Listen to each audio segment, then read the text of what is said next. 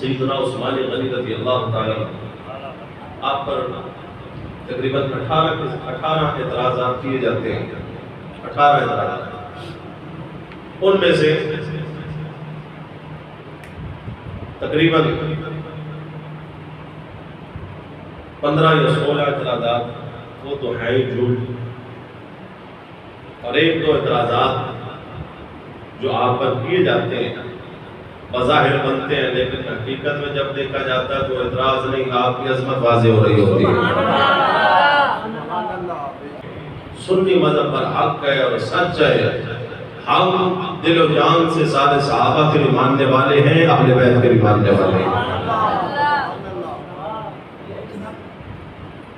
اس کے بعد آئیے حضرت سیدنا عثمان غنی رضی اللہ تعالیٰ عنہ، آپ کو پتہ ہے بہت سارے اعتراضات آپ پہ کیے جاتے ہیں،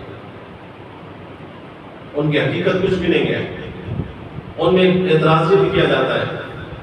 حکم بن عاص حضرت عثمان غنی کے چچا، حضور نے انہیں نکال دیا مدینے سے، طائف بھیج دیا، جلا وطن کر دیا. حضرت صدیق اکبر کا دور آیا، حضرت عثمان غنی نے اجازت چاہی، نہ ملی. حضرت فاروق اعظم کا دور آیا، اجازت چاہی کہ چچا کو واپس بلانا چاہتا ہوں، اجازت نہ ملی. حضرت عثمان غنی نے اپنے خلافت کے دور میں بلا لیا واپس. آج لوگ کچھ اعتراض کرتے ہیں کہ جس کام کو حضور منع کر گئے تھے عثمان غنی نے وہ کام کیا، حضور نے انہیں نکال دیا، جلا وطن کیا، عثمان غنی اپنے اختیار سے واپس لے آئے. اتنا بڑا اختیار ہے کہ حضور کے اختیار سے بھی بڑھ گیا. سنیے اس کا جواب.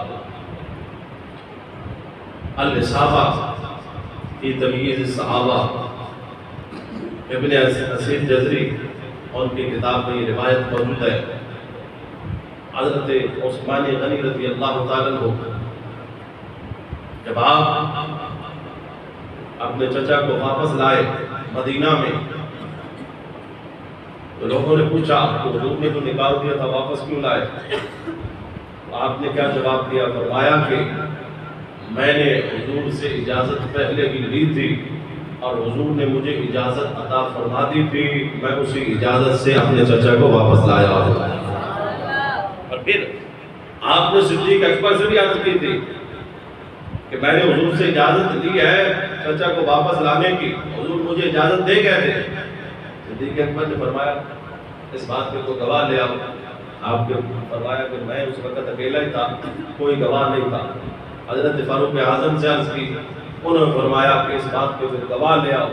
فرمایا کہ میں اکیلا تھا، کوئی گواہ نہیں تھا.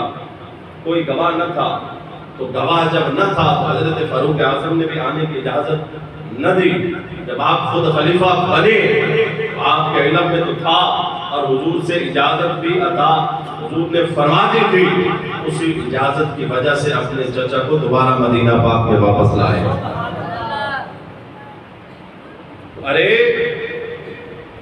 وہ سیدنا عثمان غنی جنہیں حضور فرمائے کہ یہ جنت میں میرے رفیق ہیں، دوست ہیں، اور جن کی سچائی کی گواہیاں، جن کے ایمان کی گواہیاں اللہ کا قرآن دے جائے، جسے ان کے بارے میں شک ہو سمجھ لے اپنے ایمان کی فکر کرے گا، اپنے ایمان کی فکر کرے گا. حضرت سیدنا عثمان غنی رضی اللہ تعالیٰ عنہ آپ پر کیے جانے والے اعتراضات ان کی کوئی حقیقت نہیں ہے. جب ہم اسے دیکھتے ہیں تو وہ یا تو سراسر جھوٹ ہوتا ہے اور یا پھر آپ کی عظمت اور شان جو ہے وہ اس سے واضح ہو رہی ہوتی ہے. تو حضرت سیدنا عثمان غنی رضی اللہ تعالیٰ عنہ آپ پر جو الزام تراشی کرے صحابہ نے تو نہیں کی، مولا علی نے تو نہیں کی، امام حسن و حسین جو ان کی حفاظت پر مقرر کیے گئے، مولا علی جو خود ان کے ساتھی بنے، انہوں نے تو کوئی اعتراض نہیں کیا ہے، اور انہیں تو کوئی اعتراض عثمان غنی کی خلافت پہ نہیں ہوا. کہ آج بڑے روشن دل والے لوگ آ گئے جنہوں نے سارا کچھ ہی نظر آ رہا ہے، تو عثمان غنی ہے بھی کمی سی، ہے بھی کمی سی. اور وہ کرتے کون ہیں؟ وہی لوگ جنہوں نے پہلا کلمہ بھی سنا نہیں ہوتا، وہ اعتراض کرتے ہیں صحابہ پہ جا کے۔ صحابہ جو ہمارے ایمان کی اساس اور بنیاد ہے، اس لیے ہم دفاع کرتے رہتے ہیں اور ہمارا حق بھی ہے۔ کیوں؟ جو اللہ نے خود صحابہ کا دفاع قرآن میں فرمایا ہے۔ جو ہے نا آپ کی پڑھو آیت قرآن کی، رب نے فرمایا پہلا سپارہ، فرمایا آمنوا کما آمن الناس قالوا انؤمن کما آمن السفہاء۔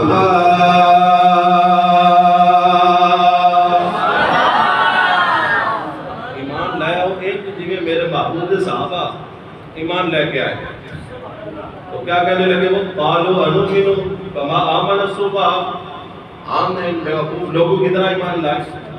اب اللہ نے کیا فرمایا؟ الا انہم هم السفہاء ولکن لا يعلمون۔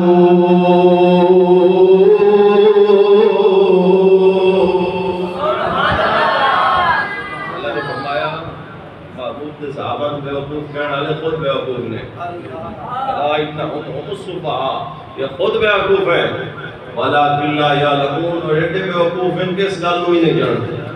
ایڈے بیوقوف، ایڈے بیوقوف۔